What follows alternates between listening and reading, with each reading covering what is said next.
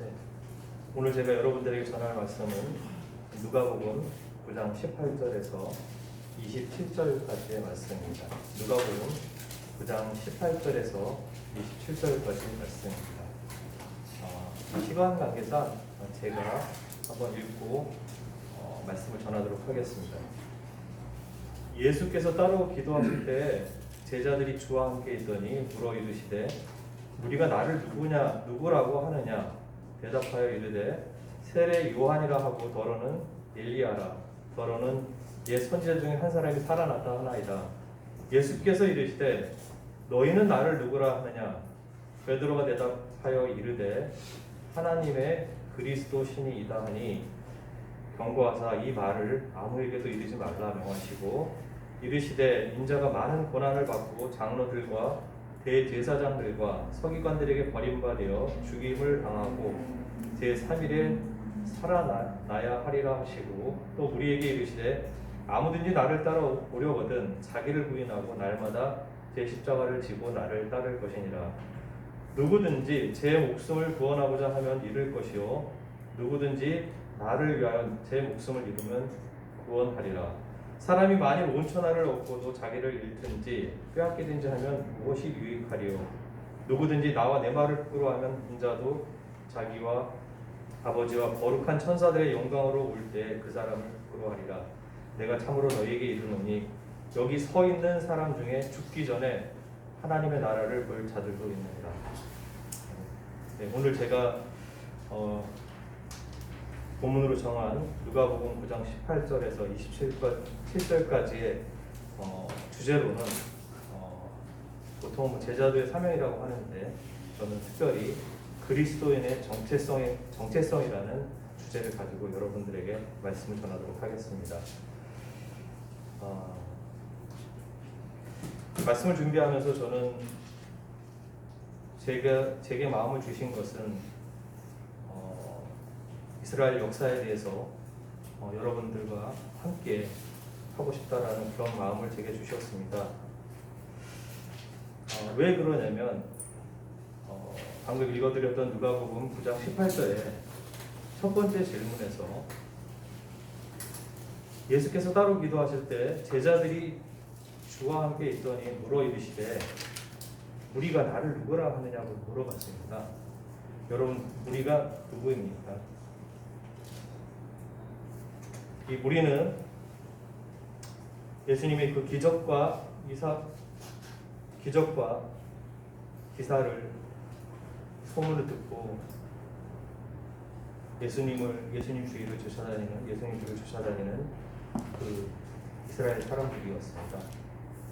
저는 오늘 베드로가 뒤이어 이 무리들이 나를 누구라 하는지 물어보고 그리고 뒤이어 제자들의 그 대변자이기도 하고 또 제자들의 수석 제자이다라고도 하는 그 베드로에게 물으십니다. 그럼 너희는 나를 누구라 하니? 라는 그 질문에 대답하기 위해서 간단하게 이스라엘의 그 역사와 또 이스라엘 그 사람들에 대해서 잠시 여러분들에게 설명을 드리고자 합니다.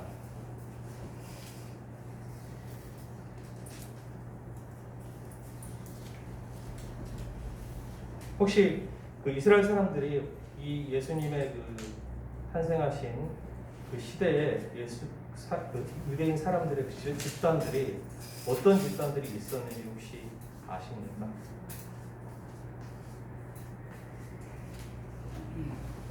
우리가 흔히들 많이 알고 있는 그런 사람들이 있지 않습니까? 먼저 이 사람들을 설명하기 전에 저는 아까도 드렸던 것처럼 이스라엘 역사에 대해서 좀 간단하게 설명을 드리겠습니다. 기원전 1020년경에 초대왕으로 사울을 세워서 이스라엘이 건국이 됩니다. 저는 족장 시대 아브라함을 시작으로 해서 족장과 사사 시대를 거쳐서 그 이전의 세계를 이야기하는 게 아니라 나라가 건국된 이스라엘이라는 나라가 그 예루살렘에 건국된 그때부터 역사를 말씀드리려고 합니다. 1020년경에 초대왕 사울이 왕으로 이스라엘에 건국이 됩니다. 그리고 기원전 930년경에 뭐 이렇게 연도는 크게 신경 쓰지 않으셔도 될 것 같습니다. 이 흐름을 갖다 여러분께서 아시라고 말씀드립니다.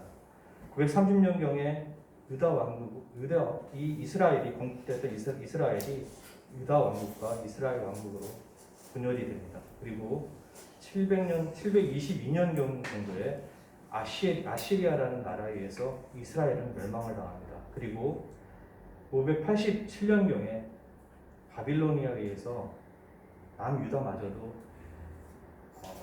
망하게 됩니다. 그래서 이때 많은 그 유대 사람들이 바빌론으로 끌려가 흩어져 살게 되는 그런 시기가 오게 됩니다. 그리고 539년에서 332년까지는 또 이 고대 근동을 페르시아가 통치를 하게 되면서 이스라엘 역시 그 통치를 받게 됩니다. 그리고 기원전 332년에서 167년까지 헬레니즘 통치기가 오게 됩니다. 그리고 이스라엘 역사의 또 한 부분을 차지하는 것이 167년에서 164년 약 3년 동안 또 마카비 반란이 일어나서 마카비 반란이 일어나게 되고 그 마카비 반란 일어난 이후에 164년에서 63년까지 하스모니안 왕조라는 그 이스라엘의 그 왕조가 지배를 하게 됩니다. 그리고 우리가 비교적 좀 많이 알고 있는 그런 시기로 내려오게 되는데 63년에서 AD 313년 로마 황제 콘스탄티노스가 밀라 칙령을 발표를 해서 기독교를 국교로 공연하게 되는 그런 시기, 그 로마 제국의 시기가 이루어집니다. 제가 여러분들에게 간략하게 이 이스라엘, 저희 나라도 역사가 있죠. 고조선, 그다음에 신석기 시대, 구석기 시대, 고조선, 그리고 고조선을 거쳐서 고구려, 고려, 백제. 저도 좀 약간 가물가물해지는데요. 어쨌든 저희들에게는 역사가 있습니다. 이스라엘 동일하게 하나님께서 족장 시대와 또 사사 시대를 거쳐서 그리고 왕을 세우시고 또 그 나라가 결국은 아시리와 바빌론에게 멸망되는 그런 역사를 가지고 이스라엘 민족들은 뿔뿔이 흩어지게 되고 그 예루살렘에는 사실 많지 않은 사람들이 남게 되었습니다. 특별히 BC 63년에서 313년까지 그 로마 그때 당시에는 로마 제국의 제가 요즘 사실 그 이스라엘 역사에 대해서 너무 관심이 많아서 영화도 많이 보고 책도 많이 읽고 있는데요. 그 로마 제국이 아우구스투스라는 황제 체제 하에서 약 기원전 27년까지의 그 몰락까지의 그 시기를 로마 제국 시대라고 합니다. 이 로마 이 제국 시대의 그 종말은 395년 기원 후 예수님 오시고 나서 395년에 동서 로마가 분할이 되고 476년에는 서로마 제국이 멸망하고 이후에 1454년 비잔틴 제국에 의해서 멸망이 되는 그런 역사를 가지게 됩니다. 제가 여러분들에게 간략하게나마 시간이 좀 많으면 이스라엘 역사에 대해서 자세히 설명을 드리고 싶지만 간략하게 말씀드린 것은 다음에 이 시기에 아까 제가 말씀드렸던 BC 63년에서 AD 313년 요 로마 제국 요 시대에 유대인 어떤 사람들이 있었는지 그런 것들을 여러분들에게 설명드리고자 설명 간략하게 드렸습니다.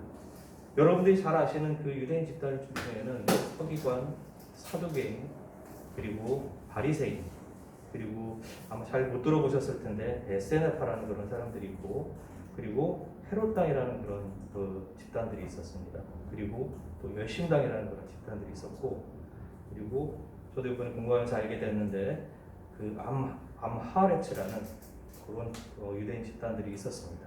그리고 이스라엘에 살진 않지만 디아스포라라고 여러분께서 많이 들어보셨을 겁니다. 디아스포라, 사마리아인. 첫 번째 제가 설명드리고 싶은 이 사람 집단은 서기관입니다. 이 서기관들은 바벨론 포로기에 등장한 집단인데요. 이 사람들은 여러분도 잘 아시지만 율법을 해석하고 가르치는 사람들인데 바리새인들에게 우호적이었고요. 학식이 굉장히 높았고 이 민족적 의식이 높은 중산층의 사람들이었습니다. 이 사람은 여러분들이 잘 아시겠지만 로마 제국이 이스라엘을 직접적으로 통치하지 않고 중간 대리 통치를 하기 위해 세운 사내들인이라는 그 유대교 최고 법인의 그 구성원이기도 했습니다. 두 번째로는 사두개인, 여러분께서 신약 성경을 읽으시다 보면 많이 등장하는 그런 사두개인인데요. 이 사람들은 아주 부유한 상류층 출신의 유대인이었습니다. 이 사람들은 아까 좀 전에 제가 말씀드렸던 것처럼 하스모니안 왕조를 지지했던 그런 사람들이었고, 신학적으로 이 사람들은 굉장히 자유주의였고, 이 사람들 특히나 사두개인들은 부활이나 심판, 그다음에 영혼의 존재를 믿지 않았던 그런 사람들입니다. 이 사람들은 정치적으로는 로마의 지배를 용인을 했습니다. 왜냐하면 이 사두개인들은 유대교 내에서 누리는 그런 지위를 유지하고자 정치적으로 이 로마 제국의 그 지배를 용인했던 그런 유대인 집단들이었습니다. 그리고 세 번째로는 바리새인들입니다.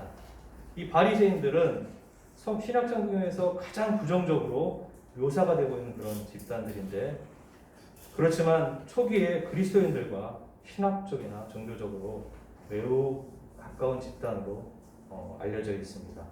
특히나 이 바리새인들은 평신도 출신들인데 사실 자신들은 이스라엘에서 가장 영적인 집단이라고 생각했던 그런 집단들입니다. 이 사람들은 죽은 자의 육의 부활을 믿었고 마지막 심판도 믿었고 천사와 학의 존재 이런 것도 믿었습니다. 이 사람들은 모세의 율법을 지키는 것에 중시하면서 사회 정의, 자선, 가난한 이들에 대한 돌봄 등에 아주 열심이었습니다. 그래서 이 사람들은 이스라엘 이 사람들의 대중적인 지지를 많이 받았던 그런 사람입니다. 그리고 아까 제가 말씀드린 잘 못 들어보셨으리라고 생각되는데 에세나파라는 그런 사람들이 있었는데, 이 사람들은 고위 제사장인 사두개인들을 반대했고 하스몬 왕조를 지지하였으면서 스스로 정의롭고 신신 깊은 그런 남은 자들로 여겼던 그런 사들입니다. 이 사람들은 특별히 예루살렘 동쪽 사해 근처에서 모여서 경건한 공동생활을 했다고 알려지기도 합니다. 다섯 번째로는 헤롯 땅, 여러분께서 많이 들으셨을 겁니다. 이 유대교 분파 중에서 헬레니즘 문화에 가장 동화된 그런 집단이었는데요. 아람어와 헬라어를 예수님께서 말씀하셨다는 그 아람어를 가장 익숙하게 구사한 그런 집단이라고 합니다. 예수 탄생 당시에 헤롯 왕가가 지배했던 것은 여러분들이 아실 거고, 이 헤롯 땅은 예수님을 죽이기 위해서 바리새인들과 협력을 했던 그런 집단이기도 합니다. 열심당은 예수님의 제자였던 시몬이 열심당원이었다고 알려지는데요. 이 헤롯 땅과는 적대적이었고 로마 이스라엘을 압제자로 간주를 했어요. 선한 로마인은 어떤 사람이냐? 죽은 로마인이다라고 이렇게 사람들을 선동을 해서 이 로마인들을 스파이 활동을 하고 암살 활동들을 하면서 반로마 활동을 했습니다. 마치 우리 일제시대 때 독립지사들이 했던 것처럼 그런 유대인의 집단이라고 생각하시면 됩니다. 그리고 암하레체라고 아까 제가 말씀드렸는데요. 히브리어인데 이 히브리어의 뜻은 땅의 사람들이라는 그런 뜻입니다. 이 사람들은 교육을 제대로 받지 못한 일반 대중이었는데요. 회당에서 기본적인 그런 교육을 받았던 사람입니다. 이 사람들이 사실은 이스라엘 사람들의 절대 다수를 차지했는데 약 90% 정도 이 암하레체, 이 땅의 사람들이라는 이런 사람들이 차지했고요. 나머지 한 10% 정도는 아까 제가 방금 위에서 말씀드렸던 사두개인, 바리새인, 서기관 이런 사람들이 약 10% 정도 차지했던 것입니다. 제가 특별히 디아스포라 말씀하셨던 것처럼 그 유대시 이스라엘이 아니라 로마 제국에 흩어져 살던 그 당시에 흩어져 살던 유대인을 지칭하는 그런 그 말인데요. 디아스포라라는 것은 이스라엘이 멸망하고 바벨론에 끌려온 그 유대인이 포로로 귀환하도록 그 고레스 왕이 칙령을 반포해서 돌아가라고 이야기하는데도 불구하고 그 이스라엘로 돌아간 유대인들은 그렇게 많지 않다고 합니다. 그래서 제가 말한 세계란 고대 근동 로마 제국의 그 영토 안에서 흩어져 살았던 그런 유대인들이 굉장히 많았다고 합니다. 마지막으로 제가 유대인 집단 한 사람만 더 얘기하고 유대인 중에서 어떤 사람들이었는지 마치겠습니다. 사마리아인을 갖다 여러분들께서 많이 알고 계시는데, 이 사람들은 이스라엘 북서쪽의 변방에 거주하면서 유다가 멸망할 때 이 바빌론으로 이 포로들을 데려가야 되는데 나이가 너무 많거나 노약자이거나 이런 사람들은 굳이 데려가지 않아도 이스라엘에 이 바벨론에 크게 위협이 되지 않기 때문에 데려가지 않았습니다. 그래서 그런 사람들이 그냥 끌려가지 않고 남아있던 그런 사람들이 이스라엘 주변에 이렇게 남아서 살다가 이방인들과 통혼도 하고 또 생존을 위해서 이스라엘들과 이렇게 타협을 하며 사는 그런 집단을 이루고 있었습니다. 제가 약간 길게, 그리고 여러분들께서 이스라엘 역사가 약간은 생소하심에도 불구하고 제가 특별히 이 유대인 집단들을 설명을 한 것은, 예수님께서 제자들에게 이야기를 했습니다. 우리들이 나를 도대체 우리들이 나를 누구라 하느냐라고 물어봤습니다. 제자들이 대답해서 이렇게 얘기를 했습니다. 세례 요한이라고 하기도 하고, 더러는 엘리야라고 하기도 하고, 더러는 옛 선지자라고도 이렇게 합니다라고 대답을 하는데, 이스라엘 사람들이 기다리고 그런 메시아에 대해서 제가 여러분들에게 잠시 설명을 하고자 합니다. 이 메시아라는 것은 그리스도라는 뜻입니다. 사실 이 메시아라는 말은 히브리어인데, 그 히브리어를 번역한 용어가 우리가 알고 있는 그리스도이면서 기름 부은 자를 이야기를 합니다. 사실 구약에서는 이 기름 부은 세 부류가 있습니다. 세 집단이 있습니다. 첫째는 선지자이고, 두 번째는 제사장이고, 마지막으로는 왕입니다. 제가 방금 말씀드렸던 것은 이 이스라엘 역사를 그 바벨론과 그 다음에 아시리와 바빌론과 그리고 페르시아와 그리고 로마 제국의 지배를, 이 작고 작은 이 이스라엘 민족들은 그 식민 지배를 겪으면서 살아오고 있다는 것들을 여러분들에게 좀 알리고 싶어서 말씀을 드렸던 것이었습니다.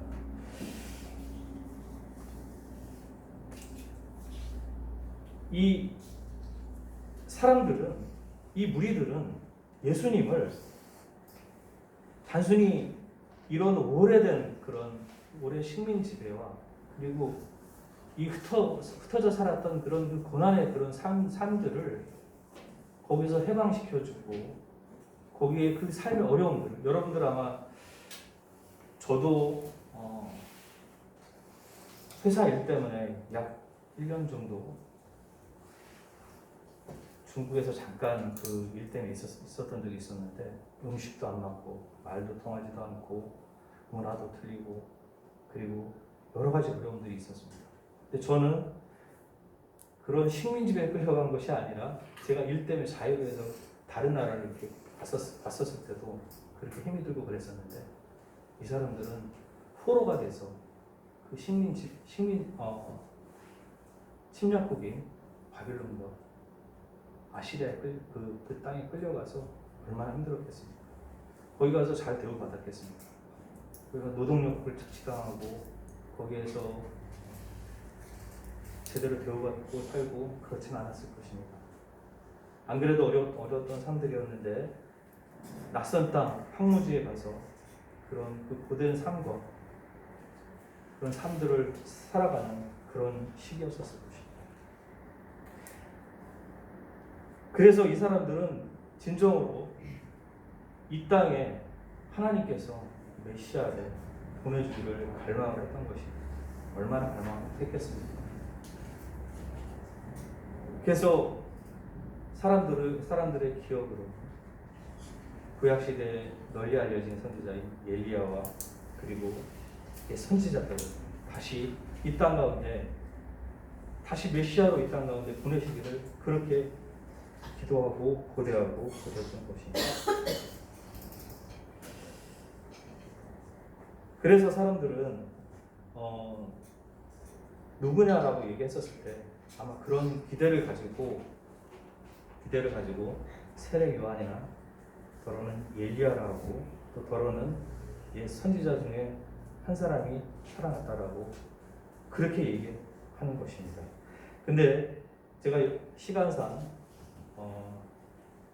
이 사람들이 그렇게 선지자로 그리고 방금 말씀드렸던 세례 요한이나 이런 사람들이라고 생각했는데 단 한 사람도 어떤 대부분의 사람들이 이 사람을 하나님의 아들로 생각했던 사람들은 거의 없습니다.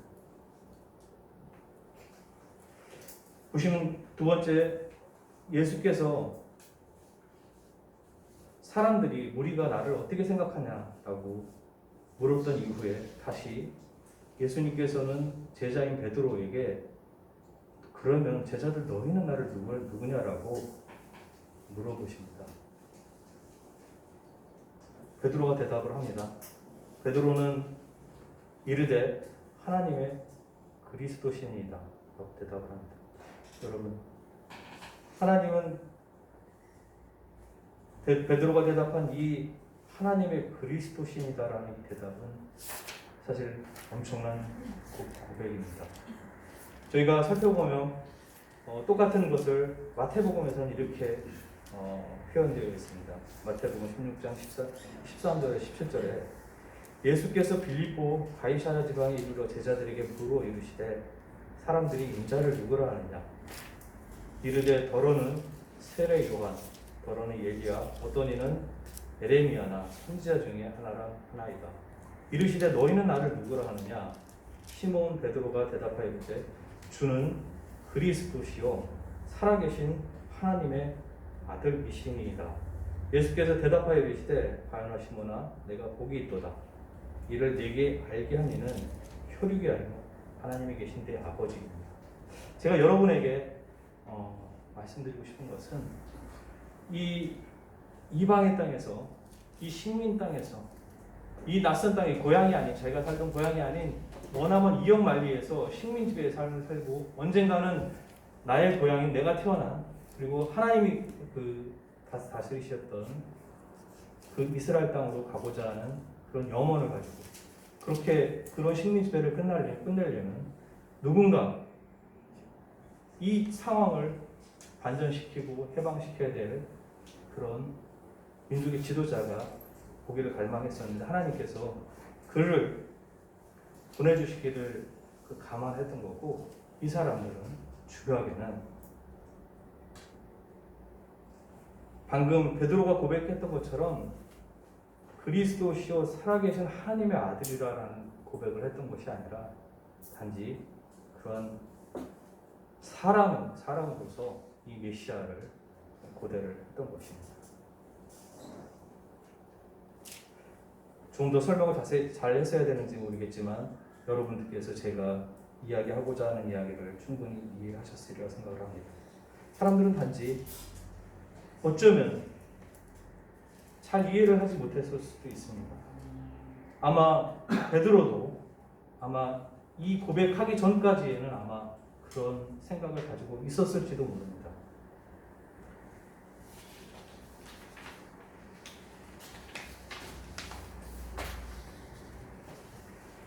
누가복음 8장 22절에서 23절에 이런 말씀이 나옵니다.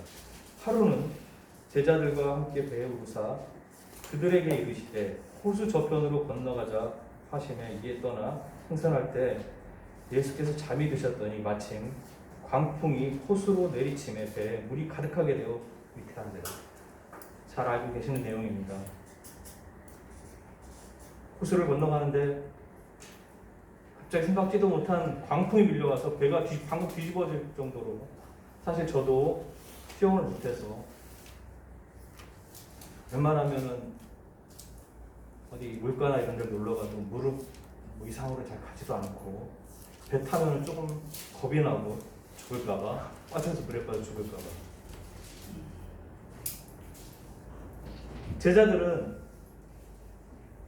제자들이 24절에 보면 제자들이 나와 깨어 이르되 주여 주여 우리가 죽겠나이다. 근데 예수께서 잠을 깨서 바람과 물기를 꾸짖으시니 이에 그쳐 잔잔하여집니다. 생명을 주관하시고 이 만물을 창조하신 하나님과 같은 배에 타고 있는데 불구하고 제자들은 주여 주여 우리가 죽겠나이다라고 아우성을 칩니다.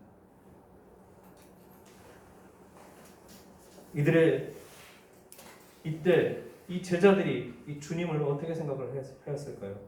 그가 이 만물을 창조하고 영원부터 영원까지 존재하시는 하나님의 살아계신 하나님의 아들이심을 그때 깨달았다고 하면 과연 주여 주여 우리가 죽겠나이다라고 고백을 하였을까요?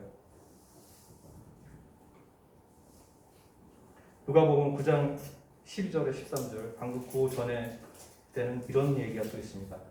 날이 저물어가매 12사도가 나와 여짜오되 무리를 보내어 두루 마을과 촌으로 가서 유하여 먹을 것을 얻게 하소서. 우리가 있는 여기는 빈들이니이다. 예수께서 이르시되 너희가 먹을 것을 주라 하시니 여짜오되 우리에게 떡 5개와 물고기 2마리밖에 없으니 이 모든 사람을 위하여 먹을 것을 찾지 아니하고서는 할 수 없나이다. 여러분,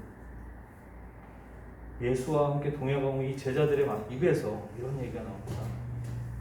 지금 여기는 아무것도 구할 것이 없는 빈들입니다. 이 허황한 빈들에서 우리는 있습니다. 한두 사람도 아니고요. 5천 명이나 되는 그런 무리들이 있는데도 불구하고 예수님께서는 이 빈들에 자기들을 끌고 와서 너희에게 먹을 것을 주라 이야기를 하시는데 너무 황당하지 않습니까, 여러분? 예수님 어떻게 생각하실지 모르겠지만 예수님 저희는 먹을 걸 주라 하시는데 여기는 아무것도 없는 빈들이고 저희는 물고기 5마리하고 떡 5개와 물고기가 2마리밖에 없는데 예수님 지금 무슨 말씀을 하시는 겁니까? 과연 이때 아까 제가 방금 읽어드렸던 베드로가 너희는 나를 누구라 하느냐라고 물었을 때 과연 그 베드로였을까요? 아니 예수님 좀 이상하신 분이시네요. 여기는 빈들이 아무것도 없는데 고작 우리에게 가지고 있는 거는 떡 5개와 물고기 2마리밖에 없는데 도대체 무슨 말씀을 하시는 건지 제자들은 과연 무슨 생각을 했을까요?